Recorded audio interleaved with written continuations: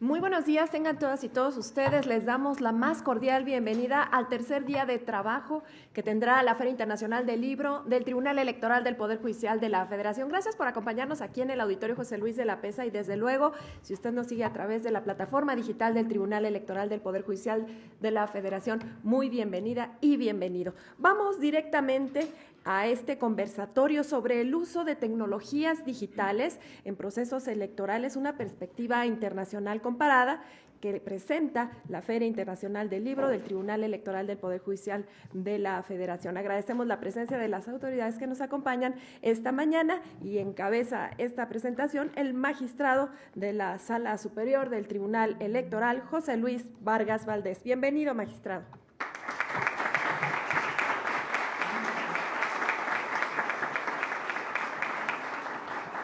Con el mismo agrado saludamos al magistrado de la Sala Regional Toluca de este Tribunal Electoral, Alejandro David Abante Juárez. Bienvenido, magistrado.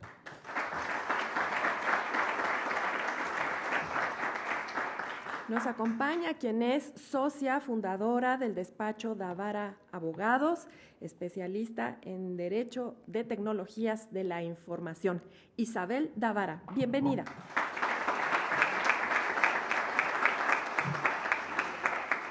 Nos distingue con su presencia quien es experta de la Autoridad Electoral Permanente de Rumanía, comisionada a IDEA Internacional. Ella es Ingrid Bicu.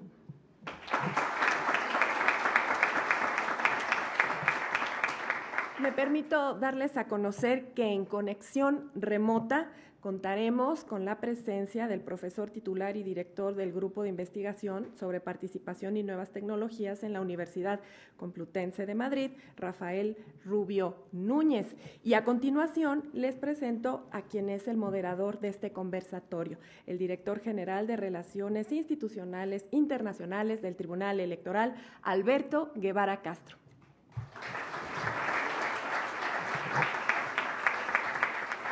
Tiene el uso de la voz el moderador. Adelante, por favor. Muchas gracias, Lucy. Muy buenos días. Sean todas y todos bienvenidos a este conversatorio en el marco de la 7ª Feria Internacional del Libro que organiza este Tribunal Electoral del Poder Judicial de la Federación. Nos han pedido quienes organizan este evento que remitamos a las referencias curriculares al sitio web de la feria, en donde podrán encontrar mayores detalles sobre los perfiles de quienes participan en este conversatorio. Sin embargo, antes de ofrecerle el uso de la palabra a quienes integran este panel, me permitiré rápidamente hacer alguna referencia para explicar de dónde viene su participación, cuál es el objetivo de que hagan alguna contribución en este conversatorio internacional sobre el uso de tecnologías digitales en procesos electorales desde una perspectiva internacional. Sin más, por las limitaciones del tiempo, me permito pedirle a Rafa Rubio, quien se integra de manera remota desde Madrid, además recién llegado de la República Dominicana, y quien, entre otras responsabilidades, es miembro de la Comisión de Venecia, es representante por parte de España en la Comisión de Venecia, y junto con el magistrado José Luis Vargas Valdés, correlator de un estudio precisamente sobre el uso de tecnologías digitales en procesos electorales que se adoptó recientemente por el Pleno de la Comisión de Venecia. Rafa, por favor, si nos hace favor de hacer una intervención inicial para contextualizar este estudio y dar inicio a esta conversación sobre retos y posibles soluciones y oportunidades de uso de tecnologías digitales en procesos electorales. Por favor, Rafa. Muchas gracias, Alberto, y buenos días a todos. Bueno, para ser breve, voy a intentar poner un poco el contexto del estudio y el porqué de su necesidad y de su importancia y el hecho de que la Comisión de Venecia ha sido pues capaz de empezar a trabajar hace ya más de un año para establecer un marco que pueda servir para sus países miembros y para cualquier otro, porque la información de la Comisión de Venecia y sus informes son públicos y abiertos, en una materia que empieza a ser preocupante, ¿no? Ayer mismo el Oxford Institute hacía público un informe en el que anunciaba que más de 70 países se está utilizando tecnología para tratar de influir en los procesos electorales. Un estudio pormenorizado en el que daba cuenta de cómo algunos de estos países utilizaban instrumentos como bots, como tropas humanas dirigidas a alterar el contenido de las redes, hackeos. Más allá de la necesidad, en mi opinión, o de la conveniencia de tratar de estudiar estos documentos que ponen de manifiesto hasta qué punto esto es una realidad, voy a tratar de hacer brevemente un marco del problema del que estamos hablando, ¿no? Lo primero es poner de manifiesto una obviedad, pero que creo que puede servir para establecer el marco. La tecnología en una campaña electoral siempre va por delante, ¿no? Por definición, cuando una innovación tecnológica es adoptada por la mayoría de los partidos, ha dejado de ser innovación tecnológica. De ahí que el uso de la tecnología en una campaña electoral, y ahora hablaremos de otros usos electorales, pero el uso de una tecnología en la campaña electoral está condenado a esto de lo que hablaba Chesterton en uno de sus libros, de correr detrás del sombrero, que es una expresión británica tremendamente gráfica, que pone de manifiesto hasta qué punto el legislador electoral estaría siempre corriendo detrás de la novedad para asombrarse una vez que consigue alcanzarla, que consigue alcanzar el sombrero y entender el problema, asombrarse cómo el sombrero ha vuelto a salir disparado y hay una nueva innovación tecnológica que se le ha vuelto a escapar, por decirlo de alguna manera, ¿no? En tecnología pasa esto. Si repasamos, por poner un ejemplo paradigmático, las elecciones norteamericanas desde el año 2004 desde el año 2000 hemos visto como cada una de ellas se caracteriza por el uso de una tecnología específica, ¿no? Y si el año 2004 o el año 2000 fue el año de las páginas web, el año 2004, especialmente la campaña de Howard Dean, pudo ser la campaña de YouTube. El año 2008 la campaña de Obama fue calificada por muchos como la campaña de Facebook.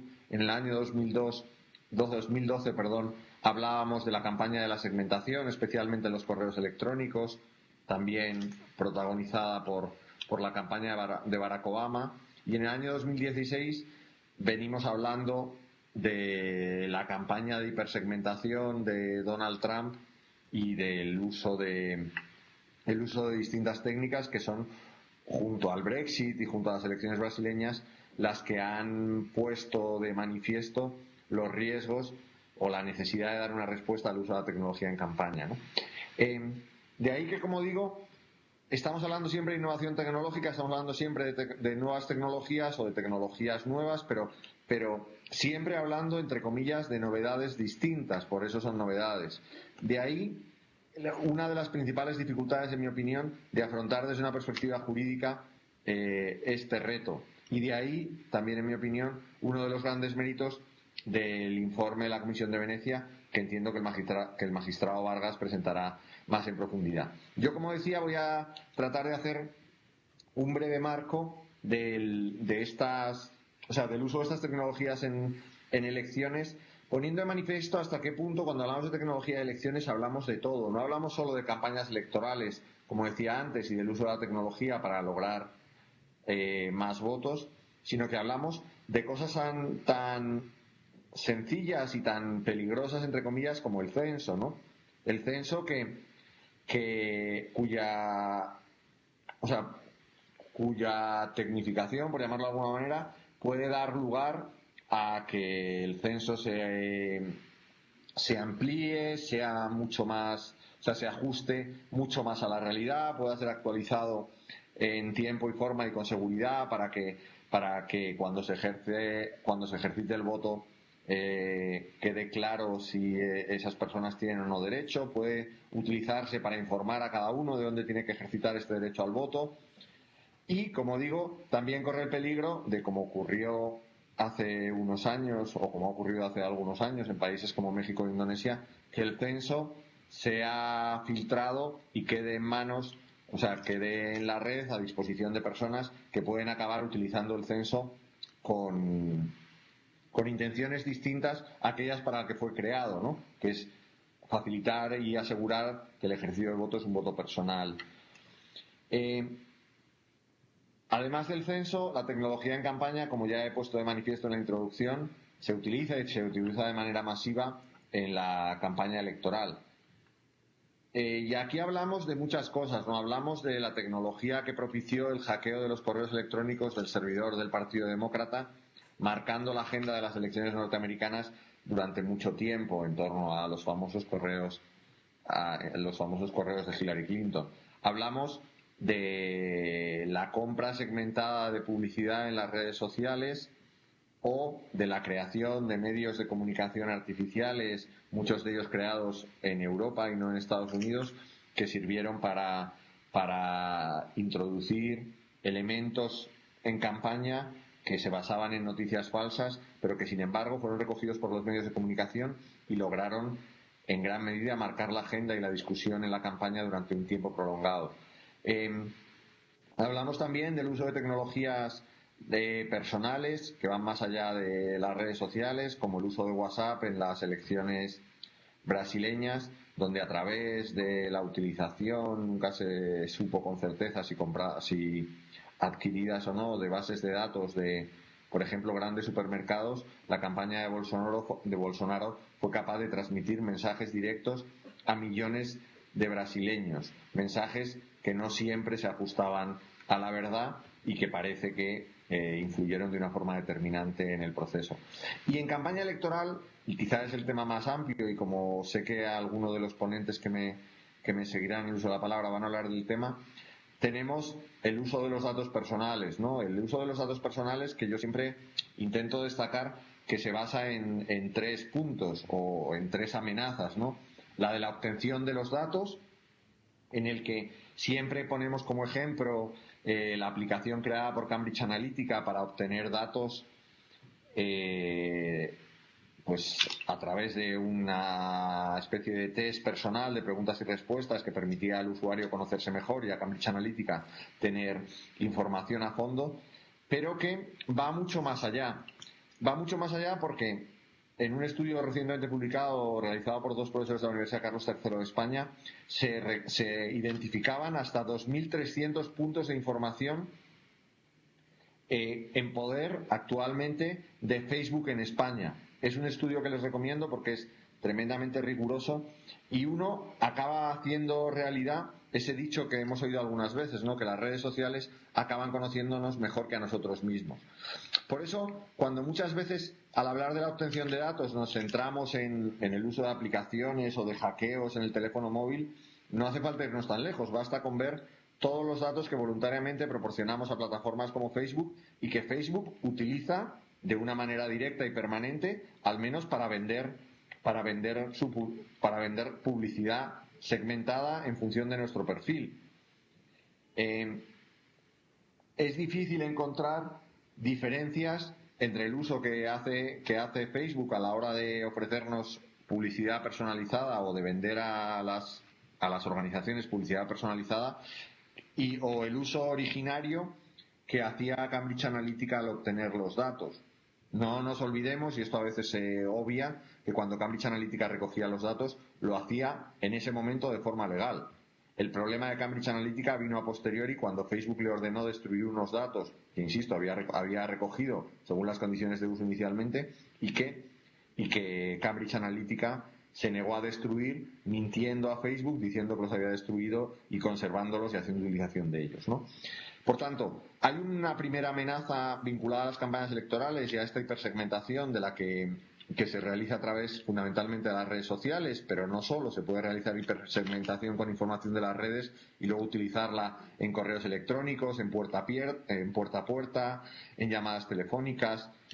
La recopilación de información online no priva a su utilización offline y muchas veces esta es mucho más eficaz desde el punto de vista electoral que la online, ¿no?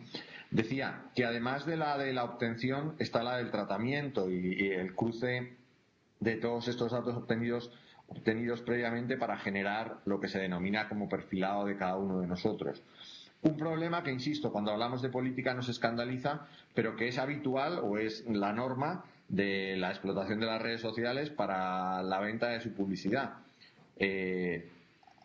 Hace 2 días se hacía pública una sentencia en la que se condenaba a Facebook por la creación de perfilados en temas no políticos. Y quizá este es el gran tema, ¿no? ¿Qué diferencia hay entre la perfilación, entre hacer perfilados con motivos políticos o hacerlo con otros motivos como pudieran ser religiosos, sexuales? ¿Hasta qué punto la política es una excepción o es la norma, pero es la norma más llamativa y que debería marcar el camino para otros campos, ¿no? Y por último decíamos el uso de estos datos. Una vez que se ha tratado y se han llevado a cabo estos cruces, el hecho de la venta de publicidad, que es el uso más habitual, la venta de publicidad segmentada o hipersegmentada en función de todos esos puntos de conocimiento que Facebook tiene de nosotros mismos, que se ponen a disposición de los anunciantes, en este caso de los candidatos, para que puedan transmitirnos mensajes ciertos o falsos. Ahí a Facebook no hace ninguna distinción, y hoy en concreto también se han conocido una serie de casos en la política norteamericana en la que Facebook renuncia a validar la veracidad o no de publicidad que gira en torno a sus redes, cosa que sí que hace con el contenido orgánico, y esa utilización que en principio puede condicionar de una manera determinante nuestro voto, porque utiliza nuestros resortes psicológicos más íntimos para, en el momento adecuado y con el mensaje adecuado, condicionar nuestra decisión de votar a uno u otro partido político. Como decía, y voy acabando porque se me agota el tiempo, junto al censo y la campaña, la tecnología también puede tener incidencia, y voy mucho más rápido, en el caso de la votación. Es evidente que cada vez son más los mecanismos de votación electrónicos. Es cierto que ante los riesgos que plantean o riesgos de amenazas externas, hay países como Holanda recientemente que han decidido restringir este uso tecnológico, pero de una forma u otra no podemos renunciar, en mi opinión, al voto por Internet o al voto electrónico, porque soluciona problemas como el voto de las personas que están fuera del país, que en el caso de España, por poner un ejemplo con un dato cierto, no llega ni al 10% de los posibles votantes, y que estamos convencidos que con sistemas como el de voto electrónico podría aumentarse de una forma significativa la participación. Y por último, el recuento, que es algo técnico, mucho más administrativo, pero en el que también se ofrecen amenazas que, más allá de que pongan o no en riesgo el resultado final o la declaración del resultado final, sí que ponen en riesgo la confianza en el sistema. Y este es quizá, en mi opinión, y con eso termino, el gran riesgo del mal uso de la tecnología en todo lo que afecta a las elecciones. Que aunque no consiga su resultado, su objetivo no es tanto alterar el resultado de las elecciones, como muchos piensan, sino que su gran objetivo, y en mi opinión el más peligroso para la democracia, es hacer tambalear la fe en el sistema, es instaurar la confianza en la legitimidad de los elegidos.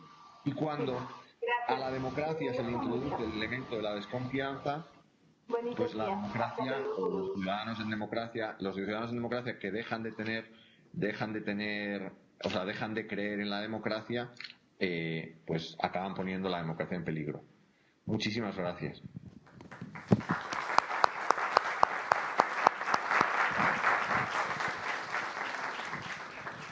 Pues muchísimas gracias, doctor Rubio. El agradecimiento es doble, no solamente porque ha establecido el panorama general de distintos momentos en los procesos electorales, donde el uso de las tecnologías digitales reportan una oportunidad, pero también reportan riesgos. Aprovecho la oportunidad para despedirlo, porque entendemos que solo podía acompañarnos en este primer segmento. Le agradecemos doblemente la disponibilidad porque sabemos que hoy cumpleaños, así que no solamente viene recién aterrizado de República Dominicana, sino que se hizo el espacio para poder hacer esta exposición inicial, por lo que les pediría nuevamente un aplauso para el doctor Rubio.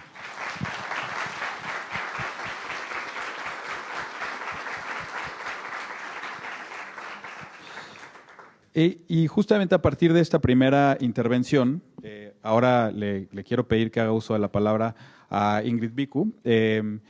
Sabemos que su experiencia integra no solamente aspectos de seguridad nacional, hace muchos años, sino que además ahora lo ha incorporado a su responsabilidad como directora de comunicaciones en la Autoridad Permanente de Rumania y ahora con una perspectiva global desde Idea Internacional, este organismo intergubernamental especializado en democracia en el cual se desempeña ahora.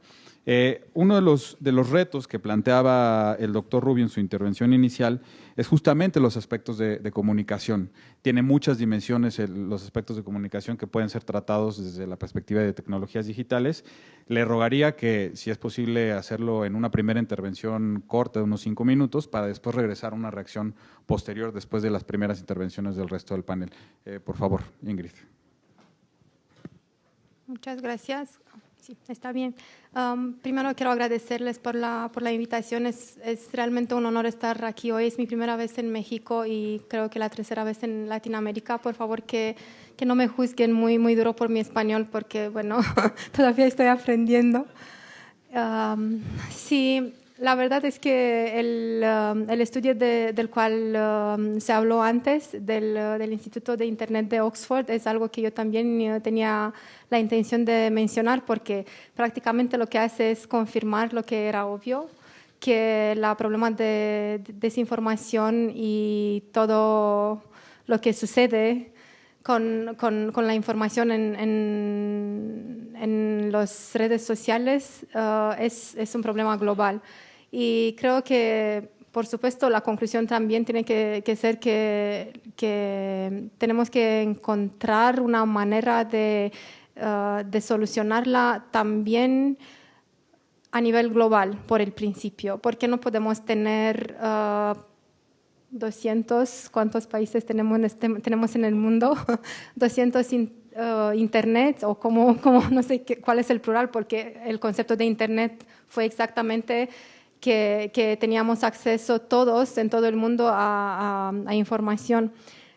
Sí, yo he trabajado más de 10 años en el Centro de Fuentes Abiertos de la Agencia de Inteligencia de Rumania como analista de inteligencia y, bueno, lo que puedo decir es que nosotros ya sabíamos desde entonces cuáles son las prácticas de manipulación, desinformación, influencia, como le quiere decir, porque nosotros le decimos guerra cibernética o operaciones de información y estamos muy acostumbrados con ellas desde hace muchísimos años porque, como saben o no, somos también en la esfera de influencia de los vecinos del este y siempre tuvimos que estar preparados para responder.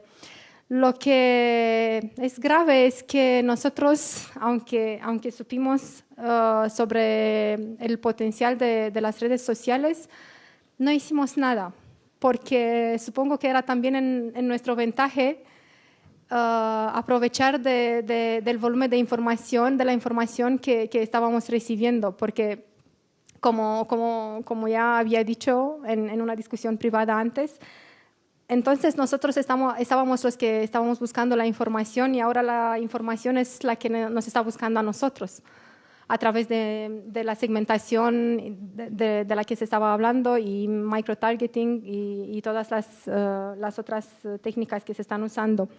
Lo que sucede es que hace 10 años la tema del momento era el terrorismo y eso es lo que nosotros estábamos averiguando en las redes sociales y de repente, sin darnos cuenta, prácticamente las elecciones se convirtieron también en una cuestión de seguridad nacional, o por lo menos es lo que yo digo, que después de 2016 por lo menos, tenemos que darnos cuenta que las elecciones y que la guerra que se está dando en online tuvo unas consecuencias a nivel mundial y que tenemos que encontrar las soluciones también para enfrentarla y también a nivel mundial, como si estuviera sido un problema de seguridad nacional e internacional. Creo que, bueno, desde 2016, cuando el escenario que describí antes se hizo realidad, a nivel internacional el debate sobre la seguridad electoral se ha intensificado mucho. pero los temas centrales fueron la cybersecurity, ciberseguridad y desinformación. Un error muy grande de mi punto de vista que se ha hecho y aún se está haciendo, perdón, es que les pedimos a los expertos de IT, de tecnología de información, encontrar soluciones y ayudarnos con resolver el problema de desinformación. Hasta la Unión Europea, cuando organizó su primer debate sobre la desinformación, y eso sucedió muy tarde, como al fin de 2018, si no me equivoco, invitó los expertos IT de las comisiones electorales de Europa. Y tengo que decir que Rumania fue el único país que tuvo el experto de IT, el jefe, el director de IT, y yo que era directora de comunicaciones, porque bueno, yo si trabajé tantos años en la área, sabía que no tiene nada que ver con IT o tiene muy poco que ver con IT y tiene mucho más que ver con la comunicación estratégica y con las operaciones que bueno, sucedieron después. Creo que es el momento de finalizar mi primera parte y espero tener la oportunidad de hablar más con ustedes y contestar preguntas, pero también identificar soluciones juntos, porque, bueno, es algo que voy a decir en la segunda parte, así que, bueno, termino aquí. Muchas gracias. Muchas gracias.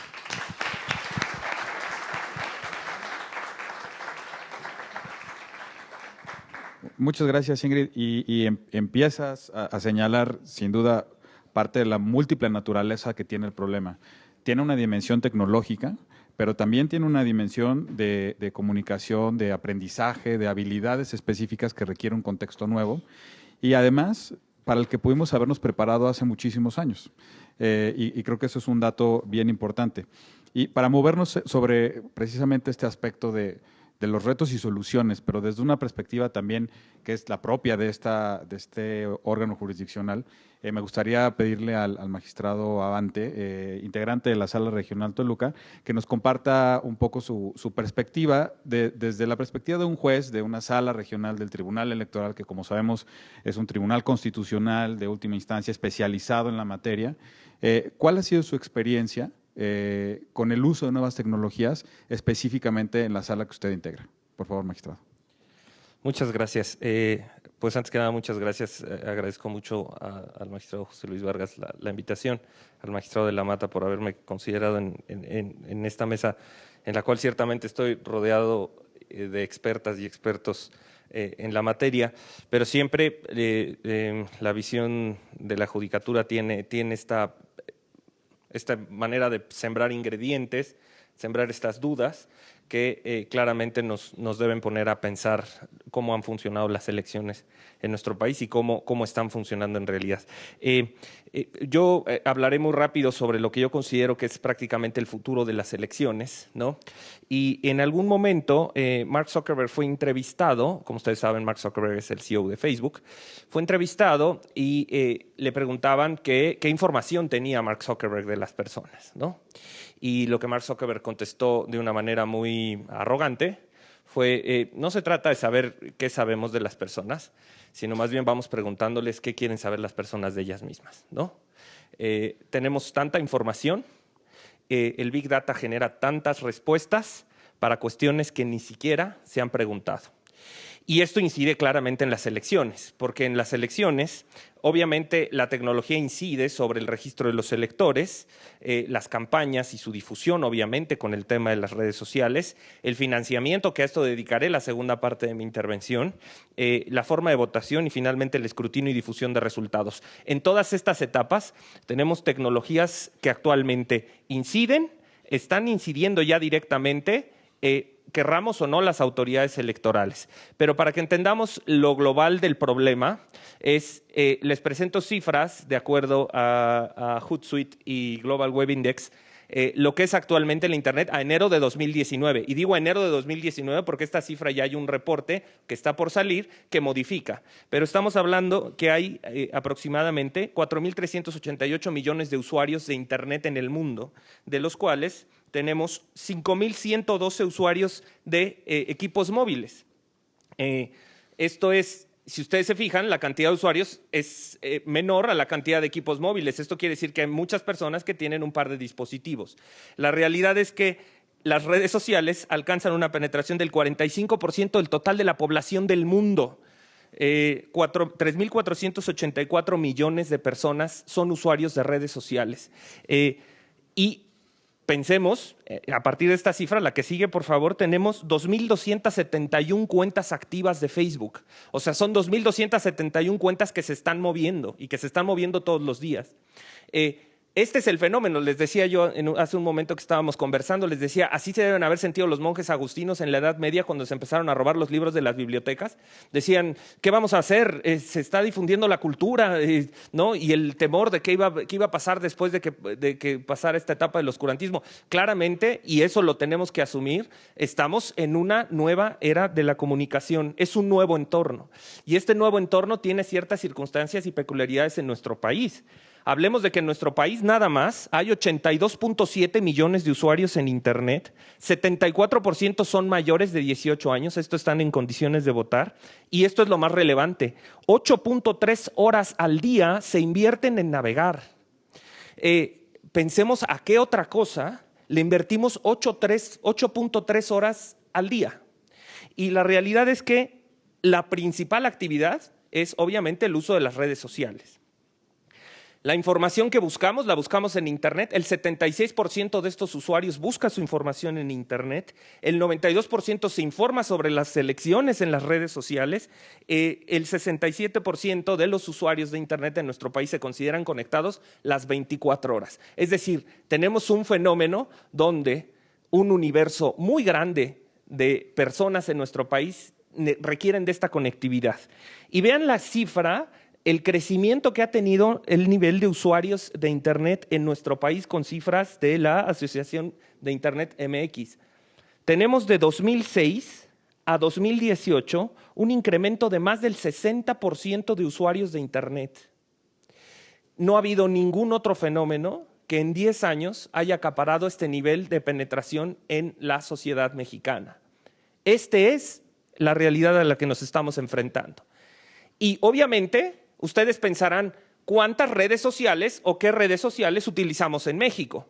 Bueno, pues conforme a datos también de la Asociación de Internet, sorpréndanse, cada uno de nosotros tenemos 5 redes sociales en promedio. Y piénsenle, los que vinieron acá manejando y usaron el Waze ya usaron una red social, obviamente el Facebook, Twitter, YouTube, para ver entre otros los videos de los gatitos chistosos y todo este tema, ¿no?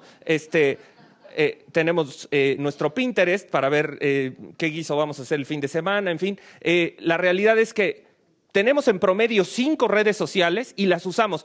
Y además, la que traes en tu aparatito y que usas sí o sí hasta manejando, que es tu WhatsApp. Entonces, toda esa información, y que en principio nosotros pensamos que no estamos pagando ni un centavo por ella, estamos pagando con lo más valioso que tenemos, y estoy convencido que más adelante una de nuestras compañeras en la mesa hará alusión a esto, que es el tema de los datos personales. El tema está en que esto obviamente ha tenido incidencia en las elecciones, y el caso de Cambridge Analytica, ya lo planteaba Rafa Rubio, es claro. Hay un documental en Netflix que se llama Todo es Personal, que ustedes pueden ver, la verdad vale mucho la pena verlo. Explica cómo fue el fenómeno de Cambridge Analytica, pero explica claramente qué información tienen de cada uno de nosotros. Y obviamente Facebook, Twitter han tenido que dar explicaciones de qué es lo que ha pasado con el manejo de los datos que tienen. Si la información es poder, los gigantes tecnológicos son los más poderosos en este planeta, porque tienen información no solo de cada uno de los países, sino de cada uno de nosotros, y de cada uno de nosotros que no estamos ni siquiera dispuestos a contárselos a la persona que más confianza le tenemos. Ese es el grado de información de poder que tienen. Y concluyo con la siguiente lámina. ¿Cuál es o por qué las redes son importantes? Finalmente, lo que decía Rafa Rubio, el microtargeting. Yo puedo hacer una campaña electoral en la que dirijo un promocional a un grupo de la población, se lo dirijo y se lo hago llegar a su inbox, y el mensaje contrario se lo hago llegar a otro grupo de ciudadanas o ciudadanos en sentido contrario, pero también se lo hago llegar a su inbox, y esos dos nunca se van a cruzar, No solo porque no hay posibilidad de que, de que sean amigos en Facebook, porque jamás se van a aceptar el uno al otro, sino porque no van a difundirlos entre las redes sociales que ellos conviven. Entonces creamos microrealidades que al momento de intercambiar información no se tocan. Entonces yo puedo generar un mensaje que ataca a determinada población y otro que ataca a otra, aunque sean contrarios. Nunca se van a encontrar. ¿Por qué? Porque yo tengo la realidad de a quién se lo estoy dirigiendo. Puedo generar neuromarketing. Puedo eventualmente generar condiciones en mis eventos de campaña para ver el grado de convicción que estoy generando en la ciudadanía a la que le estoy dirigiendo el discurso y medir gestos, actuaciones, reacciones en tiempo real. Todo esto a partir del manejo de la tecnología. Y seamos muy claros, los mensajes llegan a quien tienen que llegar.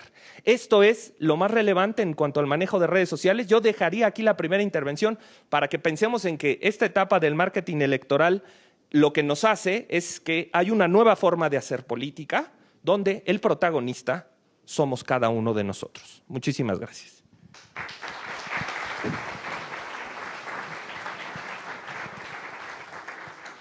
Muchas gracias, magistrado. Además de este panorama sobre la evolución del uso de la tecnología y específicamente de las redes sociales, no solo en el mundo, sino en México, pues ilustra muy bien cuáles son los retos que tenemos también en el mundo electoral. Y ya anticipaba una discusión a la que ahora me gustaría invitar a nuestra experta en precisamente uso de datos personales, a la doctora Davara. Porque hablaba Rafa Rubio en su primera intervención de 3 dimensiones sobre este uso de datos personales. Cómo se obtienen, cómo se tratan y después cómo se venden. Y esto tiene una dimensión especial cuando lo juntamos con la declaración de Zuckerberg. Nos conocen mejor de lo que nosotros podríamos conocernos porque ofrecemos información que ni siquiera sabemos, quizá, que estamos ofreciendo. No solamente la que ofrecemos de manera voluntaria al ingresar a redes sociales, sino también incluso con tecnologías nuevas. Por ejemplo, todos tienen, la mayoría de ustedes seguramente tendrán un teléfono inteligente que tiene o Siri o Alexa, el equivalente, que son tecnologías que funcionan con base en la escucha y la escucha de preferencias permanentes, si uno decide aceptarlo. El tema está, siempre estamos conscientes de que decidimos aceptar, entregar esos datos o no. Y para hablar un poco más de esto, le quiero ceder el uso de la palabra, por favor, a Isabel Davara, que como ya decía, no solamente es abogada litigante con especialidad en protección de datos personales, sino que además, como socia fundadora del despacho que lleva su nombre, conoce muy bien cómo opera este mundo. Por favor, Isabel. Muchas gracias, Alberto. No sé si… ¿sí? Gracias por la invitación, es un honor para mí estar con ustedes. Gracias al magistrado Vargas por la invitación, al maestro Agustín Millán, siempre es un honor estar con ustedes aquí y entre tantos amigos. Lo que señalaba el doctor Rubio, para mí es fácil ya la intervención porque han precedido en el uso de la palabra gente mucho más inteligente que yo haciendo sus intervenciones. Lo que decía el doctor Rubio realmente es lo que establece cualquier normatividad en protección de datos personales, que es el flujo lógico de la vida de un dato. Igual que nacemos, vivimos y nos morimos, pues el dato se obtiene, el dato vive en quien lo trata y el dato se puede transferir a un tercero. Y a lo largo de esas 3 etapas de la vida de un dato, no solo en la vida de los datos en el entorno electoral, tienes que cumplir con los principios, deberes y obligaciones que establecen las normatividades que en general en el mundo tienden o están tendiendo a hace un año hubo un evento en Bruselas, en el Parlamento Europeo, que ahora va a ser en Albania en 3 semanas y que el año que entra será en México y es algo muy novedoso porque es el evento de las autoridades de protección de datos especialmente europeas, con algunas que no, pero mayormente europeas, sentándose a hablar de esto, ¿no? De qué pasa en protección de datos personales. El del Parlamento Europeo se centró en ética digital. ¿Y qué decían el del Parlamento Europeo y el que va a haber Albania y el que el año que entra será el anfitrión el INAI? Decía, bueno, cuando estamos hablando de normatividad en protección de datos personales, en ese evento, por ejemplo, estuvo presente el CEO de Apple físicamente y en remoto Mark Zuckerberg y el de Google. Y los 3 acordaron que el estándar normativo que tenía que haber en protección de datos personales es el Reglamento Europeo de Protección de Datos, que es algo, una novedad, porque había habido muchas reticencias internacionales acerca de que ese fuera el estándar. Entonces ya está claro que sí tiene que haber normatividad en protección de datos personales y se tiene que cumplir. En México lo tenemos bastante cercano, en el sector privado es un poco más antigua y le faltan unas cuantas reformas, pero la obligatoria para todos ustedes, para el sector público, para los sujetos obligados, es muy parecida a este reglamento europeo que estamos hablando. Pero a mí, viendo el tema y dejando apuntadas solo unas cuantas cosas, cuando veo el tema de esta 7ª Feria Internacional del Libro, en la que he tenido en algunas ocasiones el honor de participar, democracia y tecnología, cuando uno piensa en quién es el sujeto activo de la democracia, pues es la persona física, ¿no? Entonces, si estamos hablando de una democracia tecnológica en el que se vaya cada vez más hacia el voto electrónico, no tanto en el sufragio electivo, en las elecciones generales, sino en la participación del día a día, ¿no? En cuanto a cuánto pueden participar en esta plaza pública la persona, y cada vez hacer más realidad el deseo de la democracia de que participemos todos y la construyamos juntos. Pues si estamos hablando de la tecnología, el ciudadano se convierte en tecnológico, se convierte en datos personales, por eso muchas veces digo que la identidad digital es el derecho humano subjetivo más importante del siglo XXI. ¿Por qué? Porque, al menos cuantitativamente hablando, porque en términos de participación, ¿no? Si tenemos democracia tecnológica, desde el punto de vista de la administración pública electrónica, tenemos que tener al ciudadano electrónico, ¿no? Y el ciudadano electrónico, al final del día, solo son datos personales. Lo que tú eres en Internet, tu identidad física es tu identidad digital. Por lo tanto, ¿qué es nuevo y qué no? Yo creo que lo que es nuevo, y estábamos también en el conversatorio hablando un poquito anteriormente, es la potencialidad de la herramienta. Porque en realidad esta idea de querer influir, o querer, en las campañas que estábamos comentando, querer llevar al ánimo de tu elector unas ideas u otras, pues han estado siempre. El problema es la potencialidad de la herramienta y un poco lo que decías, Alberto, ¿no? De qué tanto somos conscientes de lo que de lo que supuestamente nos están haciendo.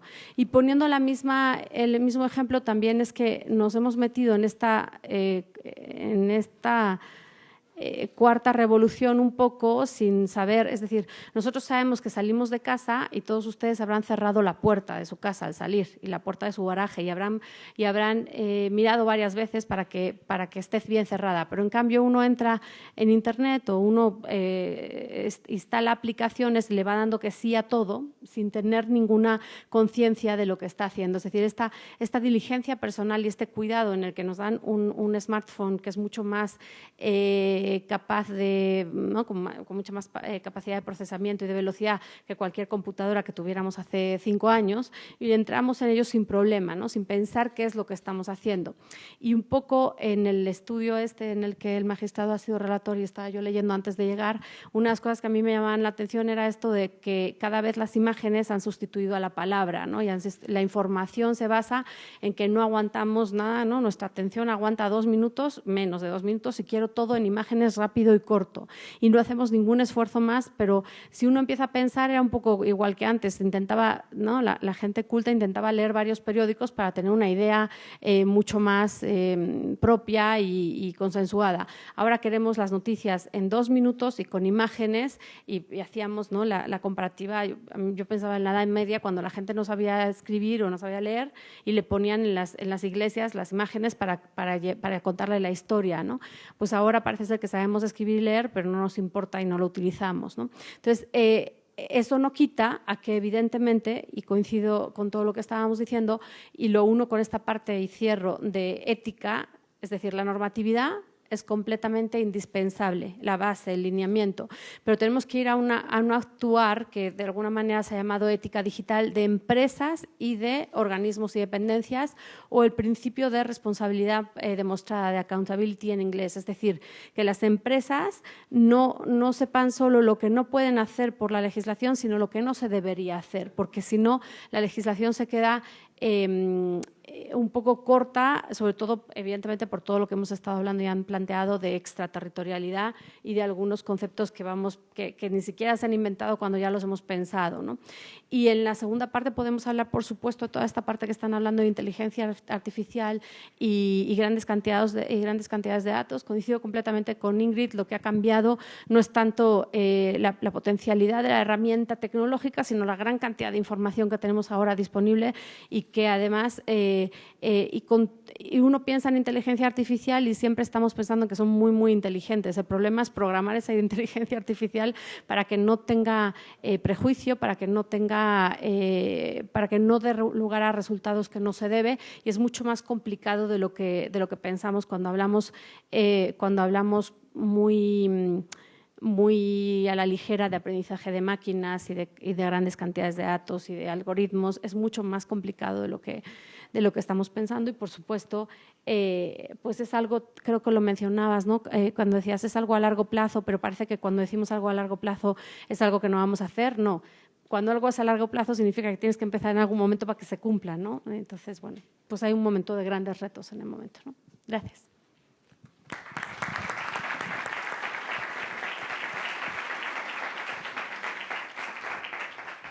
Muchas gracias, Isabel. Y en efecto, hablábamos antes de entrar al panel sobre la importancia de ir trabajando ya sobre un problema que no es de ahora, sino, como ya lo decía Ingrid, se tiene identificado hace muchos años.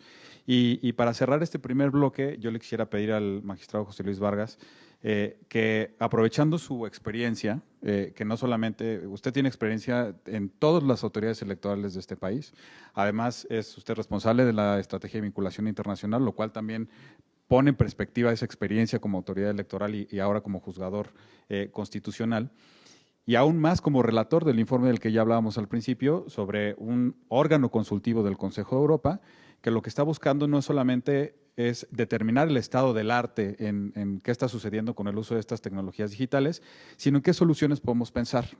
Ya anticipaba Isabel un concepto sobre ética digital que valdría la pena explorar, que sabemos que usted también está trabajando, y que ahora nos gustaría que por favor nos compartiera en función de esa experiencia multidisciplinaria y además en muchos ámbitos de la vida pública. Por favor, magistrado. Gracias. Bueno, ¿sí? Gracias, Alberto. Muy buenos días a todas y a todos. Primero que nada, hago un saludo muy respetuoso al magistrado presidente del Tribunal Electoral, don Felipe Fuentes Barrera. También saludo muy especialmente al magistrado Felipe de la Mata, que es el impulsor de todo este esfuerzo esta semana, y por supuesto agradezco y felicito al maestro Millán por esta increíble organización de esta semana, que ha sido de una riqueza, digamos, de ideas muy agradable para este tribunal. También saludo, por supuesto, a las miembros y a los miembros de este foro y a mi querido amigo Rafa Rubio, que ya se fue, y aprovecho para felicitarlo por haberse dado, además agradecerle darse este espacio en el día de su cumpleaños. A ver, yo quisiera esta primera parte empezar con un diagnóstico, como decía Alberto, un estado de la cuestión, tratando de irlo aterrizando en la materia electoral y democrática, creo que es la que aquí nos toca. Pero evidentemente tenemos que hablar un poquito más amplio de este tema, y aprovechando además que el título de esta feria es sobre uso de tecnologías, lo cual viene perfectamente al caso, y creo que este es un excelente punto para ir aterrizando ideas. Vamos a ver, estamos hablando de un nuevo comportamiento de la sociedad y de la humanidad, que es a través del uso de tecnologías. Esto ha tenido una revolución en los últimos 20 años, de una manera impresionante en su velocidad y en la capacidad de irnos generando nuevos espacios de comunicación, de interacción social, de conocimiento. Y esa parte yo siempre parto de la base de decir, no perdamos de vista las cosas positivas que generan las redes sociales, el uso de tecnología y el uso de información y el uso del Internet. Toda esta tecnología lo que ha venido en pocas palabras es a democratizar la información y las comunicaciones del mundo. Y yo siempre parto de ese principio porque evidentemente como autoridad ahora hablaremos de los esquemas de regulación para, como cualquier otro ámbito de la vida pública, tiene que ser acotado y tiene que ser regulado.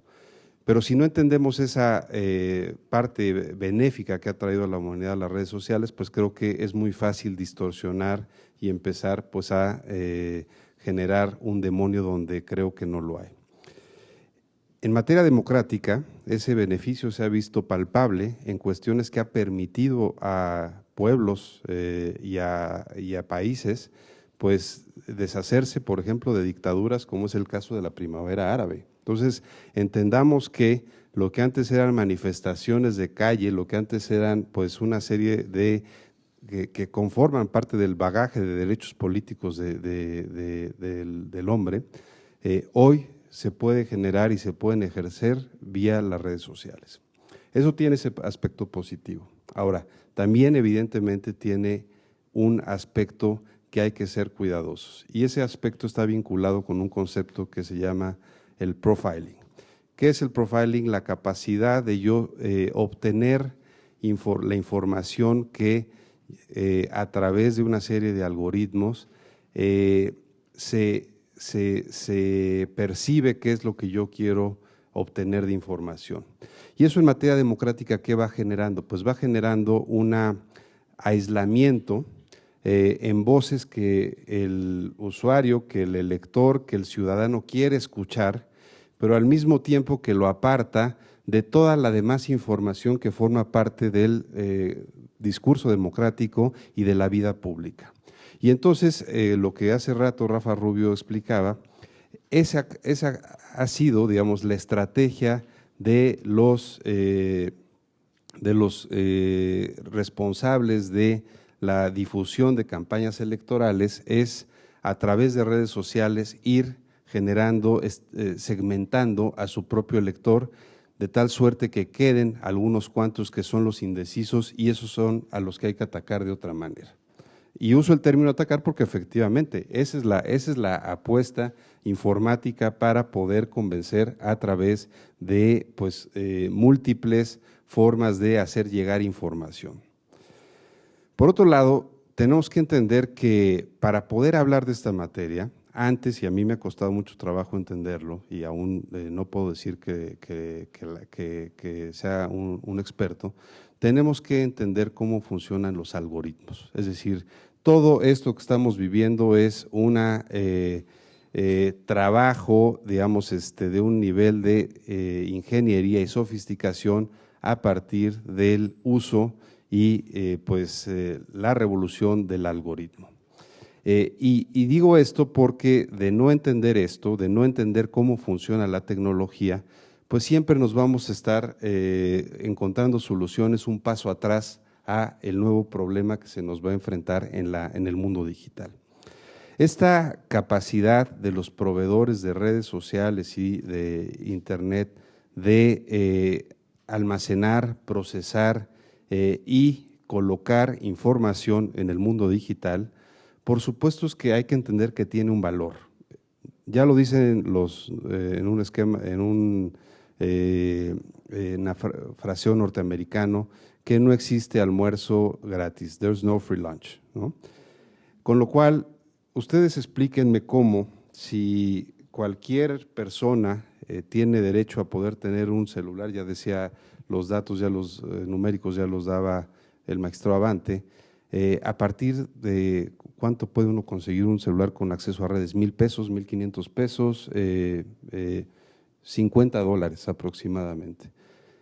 Si uno tiene esa posibilidad de comprar un aparato con el cual a partir de eso se comunica en todas las plataformas digitales y dichas plataformas uno accede gratuitamente, lo que tenemos que entender es que esa gratuidad no existe.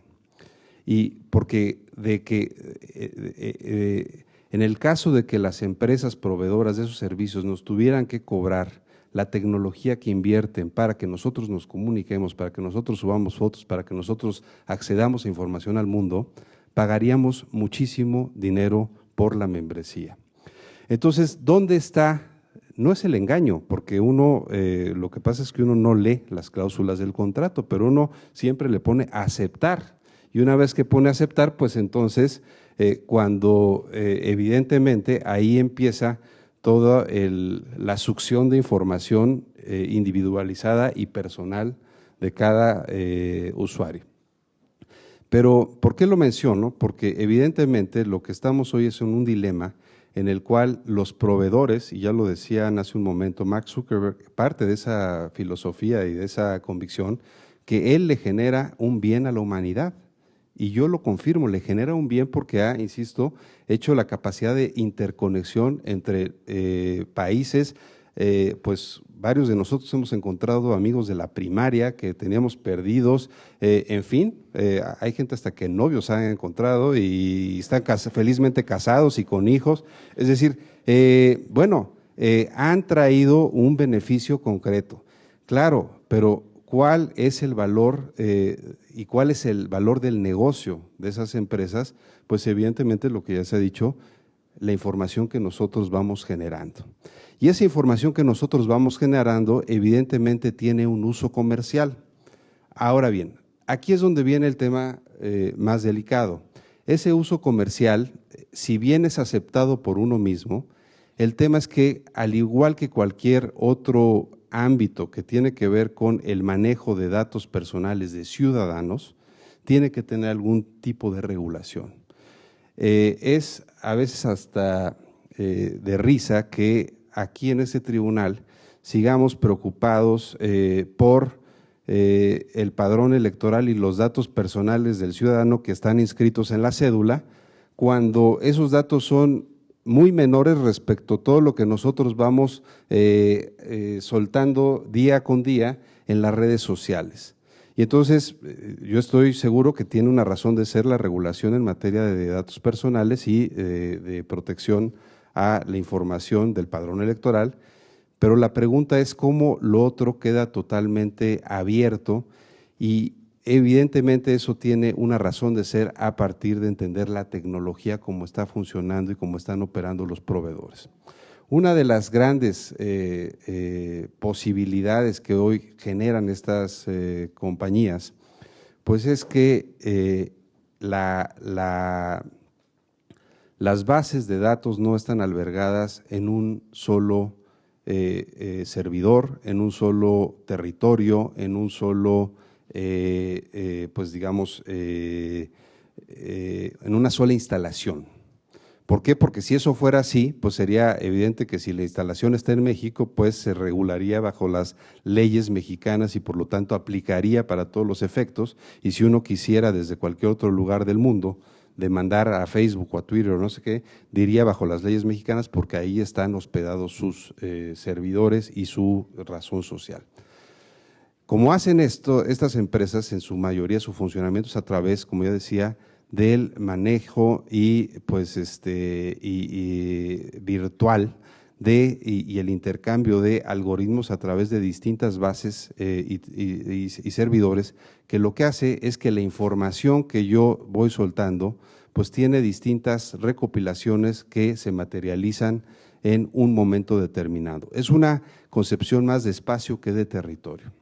¿Y por qué menciono esto? Porque esto lo que ha generado es un cambio, y tenemos que verlo así, del concepto de derecho en torno a los principios básicos de la soberanía. ¿Por qué menciono la soberanía? Porque tratándose de materia democrática, cuando existen hackeos, cuando existe manipulación de información hacia los votantes, cuando existen campañas negativas hacia un candidato, pues en un esquema tradicional del derecho se estaría afectando la soberanía de un Estado.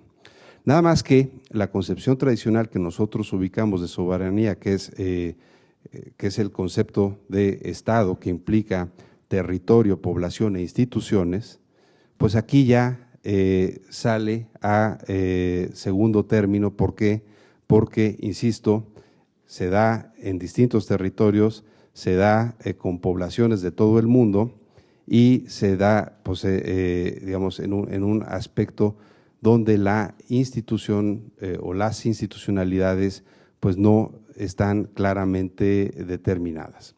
Y aquí yo voy a un tema que me parece muy importante y que será de lo que hablaré en la segunda parte, que es el que tiene que ver con que uno de los problemas que hoy tenemos es que finalmente las redes sociales, el Internet y los proveedores de servicios, más allá de las legislaciones probablemente fiscales y demás, viven en un mundo anárquico, viven en un mundo donde no hay gobierno del Internet o no hay un gobierno global que controle esas regulaciones.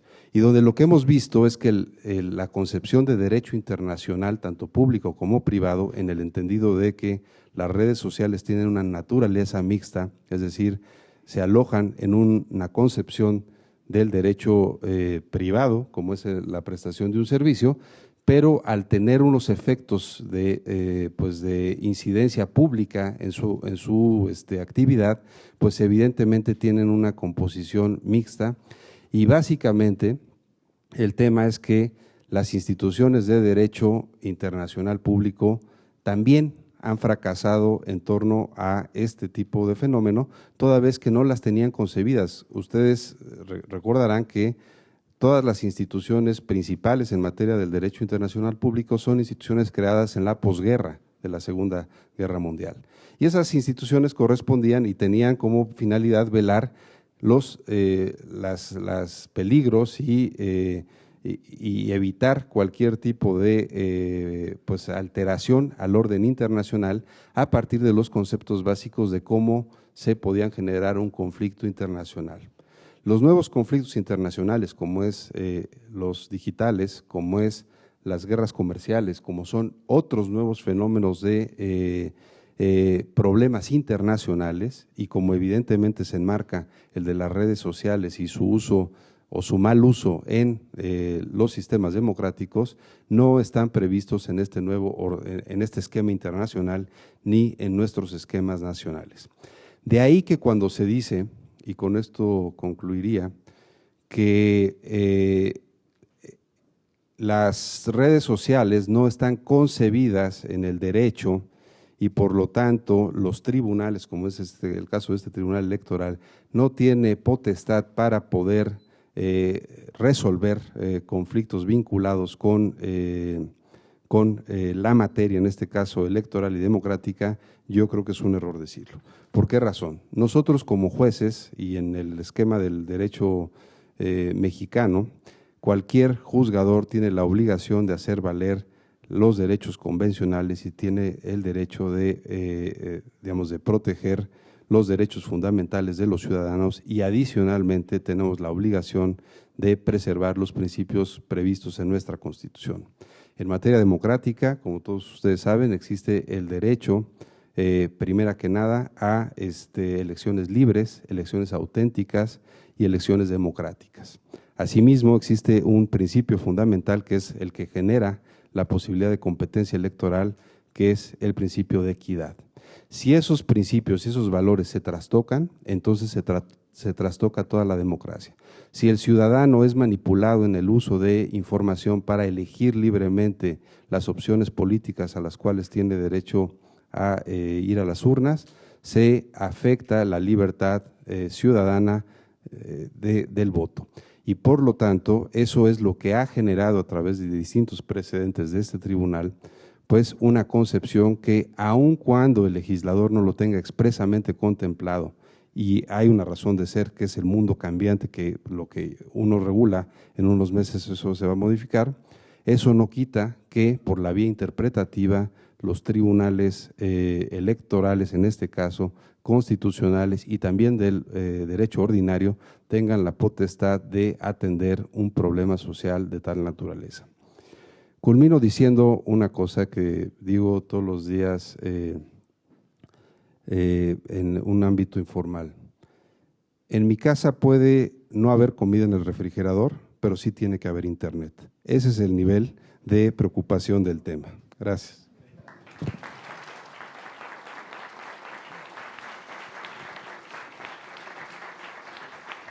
Muchas gracias.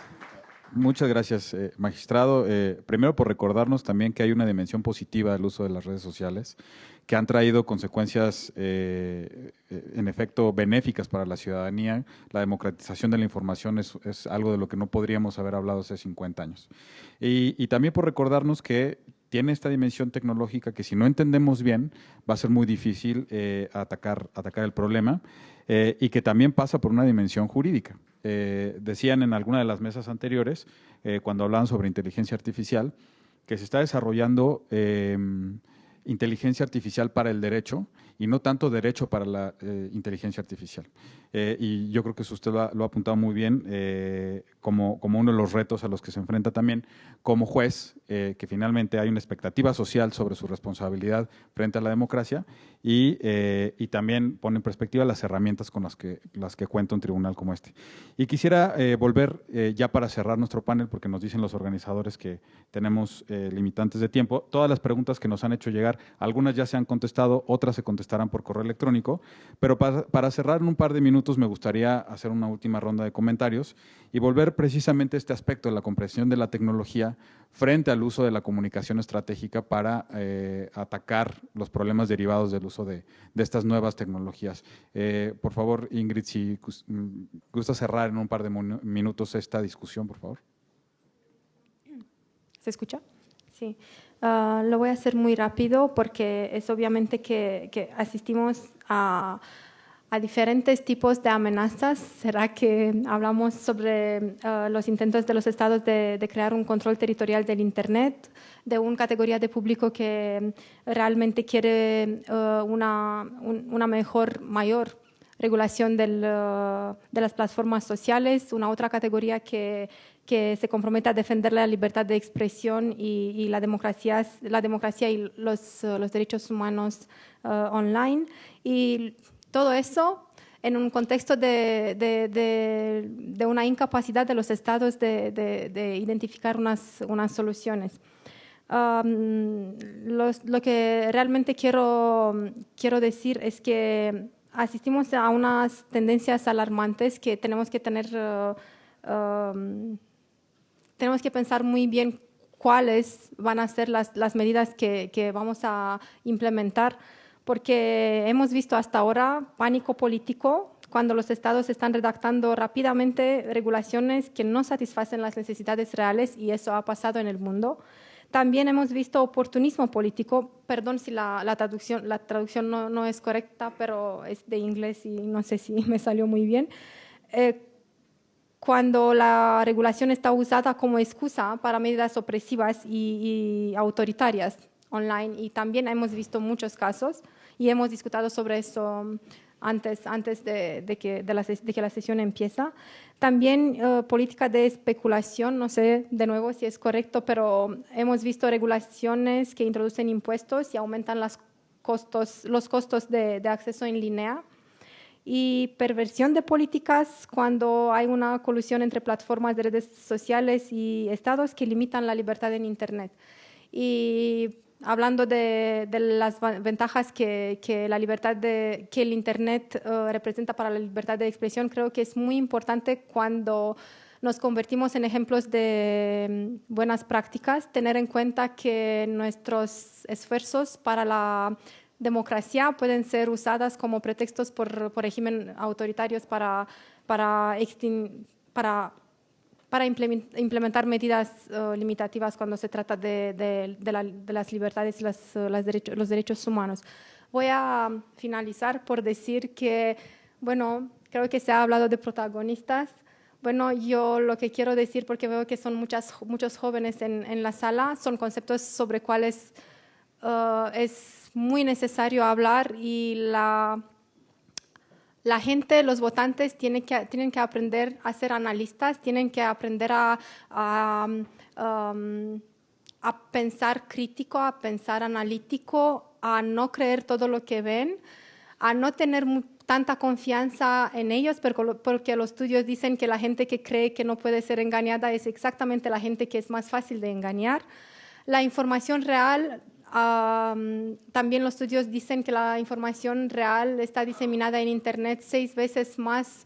La información falsa es diseminada 6 veces más rápido en Internet que la información real, porque el cerebro humano quiere creer más lo que es falso de lo que es verdadero. También los estudios dicen, y creo que la neurociencia tiene que ver mucho con ese tema, y es muy importante que la gente entienda no solamente los algoritmos de los cuales hablamos antes, pero también tiene que entender cómo es que la mente funciona y cuáles son las cosas que nos hacen creer lo que vemos y lo que escuchamos, para poder entender y para poder estar un poco más, ¿cómo decir?, pensar 2 veces antes de tomar una decisión. Y es un ciclo que se llama el ciclo de inteligencia, que sinceramente debería ser adaptado, y creo que tenemos que aprender a los niños desde el primer grado cómo se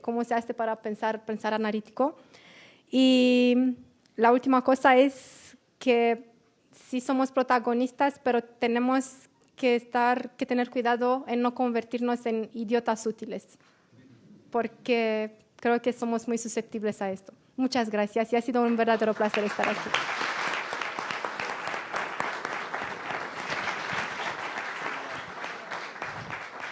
Muchísimas gracias. Nuevamente, la ciudadanía al centro del debate, la importancia de construir ciudadanía crítica. Y ya el magistrado anticipaba en su primera intervención que nos iba a abordar un aspecto específico de este uso de tecnologías. Por favor, magistrado, para su cierre. Gracias. Respecto a las elecciones de Estados Unidos, Facebook aceptó que más de 126 millones de personas fueron alcanzadas por propaganda emanada desde Rusia. Twitter identificó 175,000 mensajes, esto es el 8.4 de todos los de la elección presidencial que venían de allá. Si esto no nos hace repensar que esto ya no es un tema de soberanía y esto ya no es un tema de que tenemos que pensar en limitarlo a nuestro país, la verdad es que estamos equivocados. Pero decía algo el magistrado Vargas muy interesante. Nosotros asumimos que pues lo que hacemos y lo que bajamos y lo que subimos y lo que interactuamos y el like y todo esto es una cosa como muy ordinaria, como muy rutinaria, y que pues representa parte de nuestro actuar. ¿Cuánto creen que le pagan a Lionel Messi por una foto en Instagram? Una foto vale $500,000. Una foto. Y una foto de Kylie Jenner, por ejemplo, que a lo mejor muchos de nosotros no sabemos quién es, ¿no? Pero Kylie Jenner, que es seguida por 112 millones de personas en el mundo, una foto de Kylie Jenner vale $1 millón. ¿Quién pagaría $1 millón por algo que se obtiene gratuitamente? Pues la respuesta es clara, no se obtiene gratuitamente. Esto vale, y vale muchísimo dinero.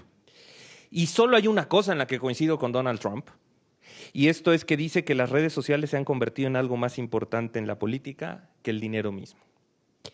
Pero no quiero terminar sin hacer alusión a un tema que creo que hay que llamar la atención sobre algo que en la agenda internacional y en la agenda de las tecnologías digitales no ha adquirido tanta relevancia, pero hay que poner mucha atención. En México ya tuvimos un fenómeno. ¿Alguno de ustedes escuchó hablar del AmLoveCoin? Pues en enero del año pasado, una empresa que hizo crowdfunding intentó recabar ingresos para financiar la campaña del ahora presidente de la República mediante un esquema de criptomoneda. Esto llegó incluso aquí al tribunal, fue un tema que se revisó y que se ordenó investigar. Este fenómeno ya pasó en México.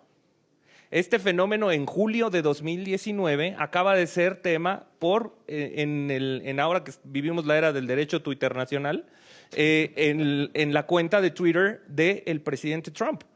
Él salió a decir que las criptomonedas había que revisarlas, y lo que hizo fue poner el tema de las criptomonedas en la agenda, apreció el valor del Bitcoin. Esto es un fenómeno que todo se está generando digitalmente.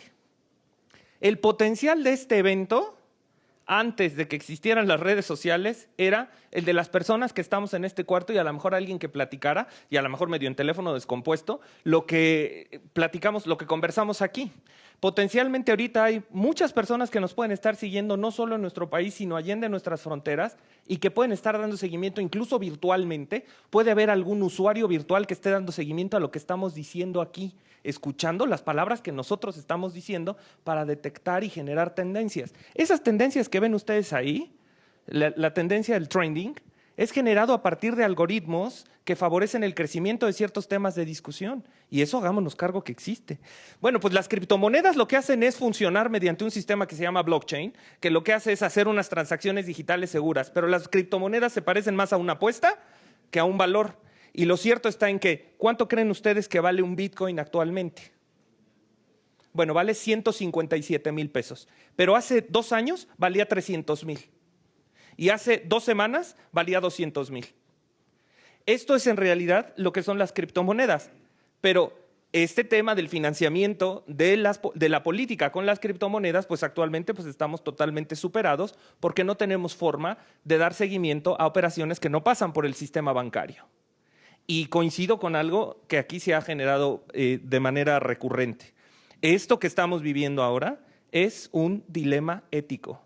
Estamos entrando a una época en la que el reto tecnológico requiere una nueva valoración de dilemas éticos en el comportamiento no solo de los actores políticos, sino de los gigantes de la información. Pero algo fundamental que decía quien me antecedía en la voz, Ingrid, decía, esto hay que trabajarlo con las generaciones que están en la primaria. Hay que trabajarlo con esos electores que van a elegir al presidente en 2024, que ahorita están en quinto de primaria. Y que a lo mejor ya muchos tienen un smartphone, pero no saben lo que están alimentando con el smartphone. Pero además podemos estar condicionando incluso su crecimiento. Hay que apostar a que el acceso a Internet sea un servicio público universal y finalmente hay que remontar persuasivamente el fenómeno de la indiferencia y la participación política de la ciudadanía mediante la difusión de información en redes sociales. Creo que aquí es fundamental retomar la idea de que esta evolución tecnológica que estamos teniendo no empezó ayer, no termina aquí y nos falta muchísimo. Yo les quiero hacer una alerta. La mayoría de los trabajos a los que se van a dedicar nuestras hijas e hijos el día de hoy no existen. Tu hija, tu hijo, se va a dedicar a hacer algo con la información que se está generando en el mundo digital. Y muchos de nosotros lo que estudiamos, porque en aquel momento cuando lo estudiamos el conocimiento era importante, ahora lo más relevante va a ser la creatividad y el pensamiento crítico que se haga con los datos que estamos obteniendo. Esta es la realidad y eso es a los retos que nos estamos enfrentando. La política, las elecciones no pueden estar ajenas a todo esto. Muchísimas gracias.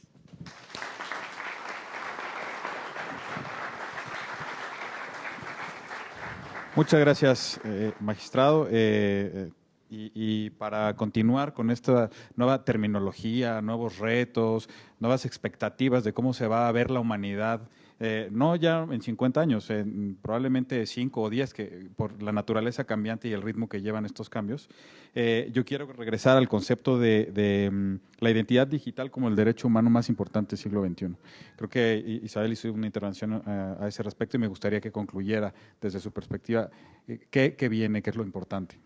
Claro, gracias, Alberto. Y justo lo iba a unir con eso y con lo que decía el magistrado Vargas de algunos aspectos positivos, que lo planteaba yo al principio de mi intervención muy rápidamente, la verdadera participación en el ágora pública de cada uno de nosotros, cómo estas herramientas de verdad nos pueden permitir que se nos pregunte vía plebiscito cualquier cosa que nuestra colonia importe, más allá de si llegamos a la parte de las dificultades técnicas o tecnológicas de la implementación de un voto electrónico como sufragio individual, ¿no? Ahí no sé, pero por ejemplo en el ámbito privado es muy claro todas las ventajas, ¿no? Y igual uniéndolo a todo lo que hemos dicho en estas intervenciones, creo que a lo mejor lo que nos estamos planteando, vuelvo a decir, la importancia y la dificultad más grave es la potencialidad de la herramienta y lo rápido que son los cambios, pero Si nos echamos atrás muchos siglos, estoy segura de que la lex mercatoria que se impuso en Europa como consecuencia del derecho romano que usamos hasta nuestros días, es un poco algo que podemos pensar a nivel internacional, uniéndolo a lo que decía el magistrado Vargas de, pues no podemos funcionar con instituciones creadas tras la Segunda Guerra Mundial que tenían otros problemas muy diferentes a los que tenemos ahora.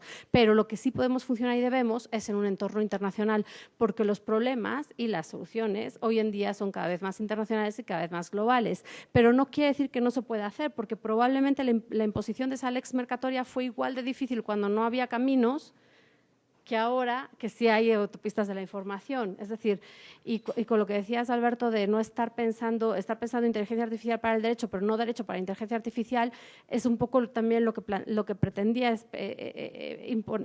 especificar en mi primera intervención. No es tan fácil sustraer los conceptos abstractos jurídicos o no jurídicos que muchas mentes entre nosotros pensamos que podemos a una inteligencia artificial que a veces no entiende esos… o sea, cuando tú programas una computadora para que vaya de A a B, lo que hace la computadora es que un muñequito vaya de A a B, descompone el muñequito y lo tumba. Y ya llegó de A a B. Y tú no entendías que lo que le estás diciendo es que camine de A a B. Esas tonterías, que pueden parecer tonterías, es lo que hace que al final el algoritmo, esa inteligencia artificial, no llegue a ser tan… Cuando uno piensa, cuando uno ve cómo funciona la inteligencia artificial para crear, por ejemplo, un discurso de bajar posts que incidan o que inciten al odio, la inteligencia artificial es lo más humano que hay, porque para que tú tengas esa inteligencia artificial has tenido que alimentarla de miles y miles y miles de datos humanos. Entonces, no es tan fácil como parece, hay muchos retos por delante, pero yo también pienso, y uniéndolo a lo que decían mis compañeros, cuando les decía lo de ética digital, y entonces estamos pensando en toda esta parte de empresas y demás, yo solo les voy a dejar que a los que somos mexicanos nos vamos a acordar bien de Lady Coralina. ¿Por qué tendríamos que saber nosotros, una chica que se va a despedir de soltera y hace algo que puede ser divertido, indebido, lo que ustedes quieran? ¿Por qué tendríamos que retuitear? ¿Por qué tendríamos que dar like? ¿Por qué tendríamos que arruinarle la vida a gente que ni conocemos, juzgando situaciones? Entonces, si no entendemos que tenemos que volver al imperativo categórico de Kant, de no hagas lo que no quieras que te hagan a ti, pues si no entendemos eso, es difícil que después lo pidamos también a las empresas y a las instituciones públicas, ¿no? Es decir, tiene que haber eso, tiene que haber responsabilidad proactiva, accountability, rendición de cuentas, pero de a de veras, partiendo de los principios comunes básicos que probablemente sean los más difíciles de entender. Y del otro lado, como les digo, pues lo de la identidad digital, que solo usamos datos personales, por eso la normatividad, por eso es un derecho fundamental de tercera generación, porque puede parecer muy técnico, pero no se protege el dato. El dato no necesita protección, lo que necesita es la persona física titular de los datos que van unidos a esos datos. Es decir, Isabel no necesita protección como dato, lo que se une a mi persona necesita protección, porque es un derecho unido a la libertad y la dignidad humana. Es un derecho que parte de los tratamientos de datos que se hicieron como consecuencia de la Segunda Guerra Mundial, de los totalitarismos fascistas en Europa de la Segunda Guerra Mundial, en el que se llevaba a la gente a campos de concentración basado en listados. Pues eso lo metemos tecnología y eso es lo que lleva a proteger la normativa en protección de datos personales. Por eso es tan central, por eso es el derecho humano del siglo XXI, por eso estamos diciendo qué es lo que nos pasa cuando no nos están haciendo nada a nosotros, solo se lo están haciendo a nuestros datos. Sí, pero es que nuestros datos somos nosotros. Cada vez más nuestros datos somos nosotros.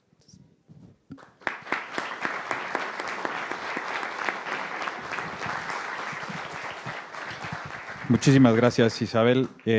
Para cerrar esta mesa, le pediría al magistrado José Luis Vargas que haga sus apuntes finales. Por favor, magistrado. Gracias. Tenemos que entender que siempre hay formas jurídicas de regular un conflicto social. El tema es cómo, y creo que en esta materia nos hemos tardado en encontrar soluciones y, como ya decía, la velocidad de la tecnología nos ha superado por mucho.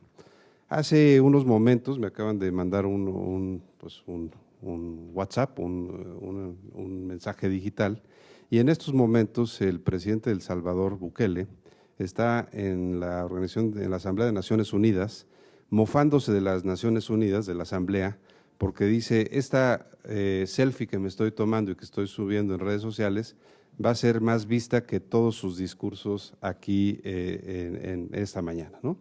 Y tiene razón, es decir, y segundo cosa que ha dicho es que si no se moderniza la Asamblea General de la ONU, le va a pasar lo mismo que a Blockbuster, es decir, desaparecerá porque ya no habrá el instrumento para poder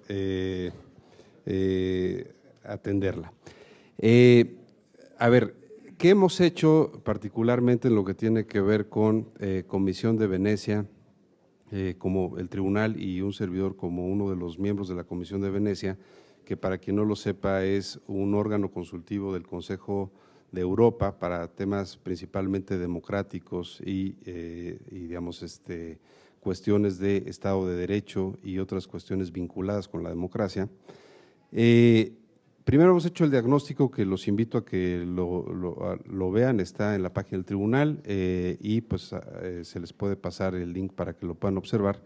Es un estudio pues largo y muy detallado que se hicieron con 5 expertos en esta materia. Segundo, eso se crea y se genera cuál es el problema en el cual para efectos democráticos hoy estamos inmersos y cuáles son las primeras pinceladas de solución que se vislumbran. Y adicionalmente, como ya lo decía Alberto Guevara, nos pide el Consejo de Europa que a partir de eso se haga una primera propuesta de un manual de buenas prácticas para los países miembros de tal suerte que pueda ser discutido y aprobado. Y en ese estado estamos actualmente. Ustedes dirán, bueno, México, ¿qué tiene que ver? Bueno, es que México en materia democrática y en materia de promoción de campañas, sí, somos de los países más regulados y mejor regulados, con lo cual, pues hemos sido llamados para decir, bueno, ¿ustedes qué están haciendo? Y pues nosotros hemos explicado lo que se ha hecho a través, como ya decía, de la interpretación jurídica de este tribunal. Ahora bien, ¿dónde veo yo que están las posibles soluciones? Primera que nada, entender, y ya es una cosa importante, que los proveedores de redes sociales, las empresas, al final son sujetos regulados, pero como cualquier sujeto regulado, son sujetos racionales. Es decir, nadie paga más impuestos de los que nos piden que paguemos, porque somos sujetos racionales, pagamos estrictamente lo que nos solicitan que paguemos. Pues las empresas del mundo digital cumplen estrictamente con las obligaciones que se les piden. ¿Y dónde creo que está el campo de oportunidad de ellos? Que como no existen parámetros comunes internacionales obligatorios, pues ellos van cumpliendo de acuerdo a cada marco jurídico, con lo cual si uno atiende a las obligaciones que hoy, por ejemplo, tiene Facebook en la República de Francia, pues son estrictas a más no poder, y el mismo, con unas semanas de diferencia, cuando ellos estaban siendo sentados en la mesa por el presidente Emmanuel Macron para que se sujetaran esas reglas y si no iban a sufrir sanciones dentro de los parámetros del Estado francés, al mismo tiempo aquí en México nos estaban vendiendo que nos iban a promocionar la elección y iban a, digamos, a transparentar los recursos que tuvieran que ver con pagos vinculados con candidatos o campañas. Es decir, aquí estaban en un mínimo y lo estaban vendiendo como si fuera una enorme aportación al Estado mexicano, y en Francia se estaban sujetando una serie de, creo que eran 20 reglas absolutamente estrictas de cómo tenían que comportarse en materia democrática.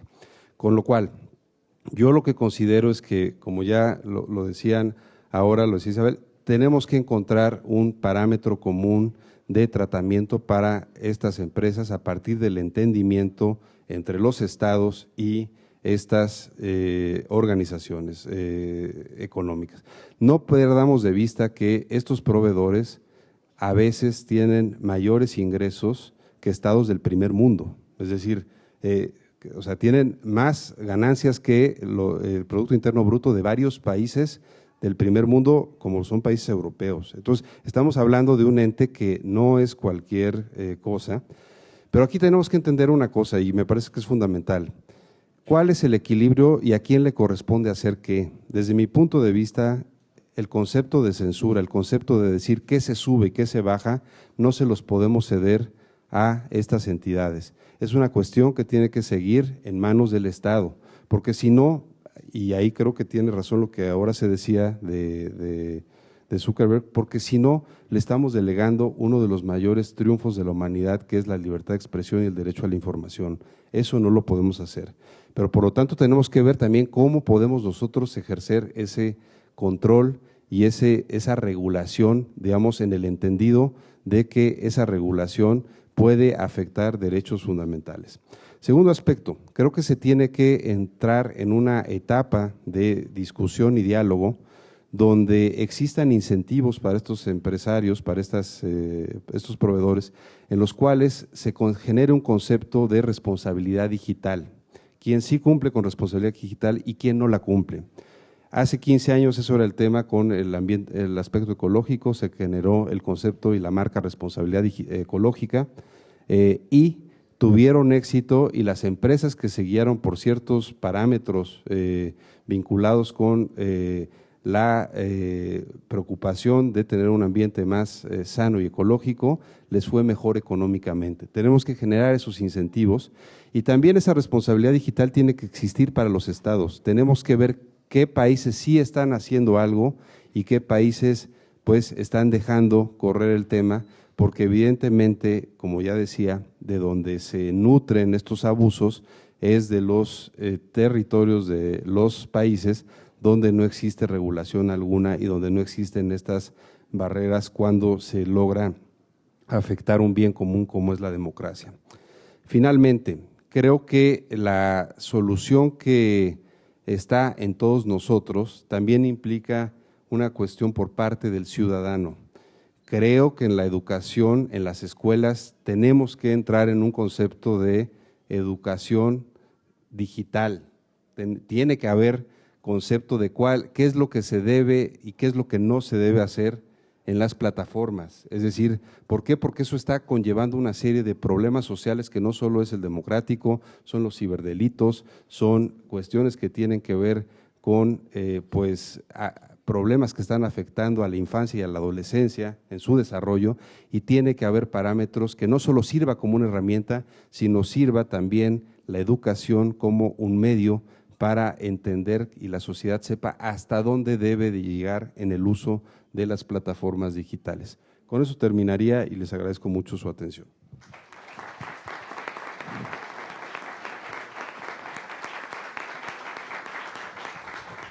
Pues muchísimas gracias. Creo que la discusión podría continuar por horas, pero quiero agradecer a todos los integrantes de este panel, al magistrado José Luis Vargas, al magistrado Alejandro Abante, a Ingrid Biku, a la doctora Davara, por las exposiciones que han hecho, y por supuesto al magistrado presidente, a las magistradas y magistrados que integran el pleno de la Sala Superior de este tribunal, a Agustín Millán por la oportunidad de moderar esta mesa, y sin más agradezco también al público por su paciencia, por sus preguntas, mismas que serán respondidas por medios digitales. Muchas gracias. Muchas gracias. Ahora le pedimos por favor a Jorge Mier y de la Barrera, coordinador general de asesores de la Presidencia del Tribunal Electoral, que haga entrega de los reconocimientos en nombre de las y los magistrados a quienes integraron esta mesa. Me refiero al magistrado Alejandro David Abante Juárez, a Ingrid Biku, desde luego al magistrado José Luis Vargas Valdés y también a Isabel Davara. Nuestro moderador también recibe un reconocimiento, y debo recordar que también recibirán a la par una caricatura realizada por los caricaturistas que se encuentran acompañándonos desde el minuto 1 de esta Feria Internacional del Libro. Me refiero a Mateo, a Juan Terrazas y a Juan Carlos, que han estado siguiendo muy de cerca los movimientos de nuestros invitados e invitadas para captar esa caricatura. Bueno, pues muchísimas gracias a todas y a todos ustedes. Despedimos a quienes han integrado esta mesa. Les invitamos a que sigan con nosotros en la Feria Internacional del Libro. No se vayan, síganos en redes sociales, síganos a través de nuestra página oficial. Muy buenos días.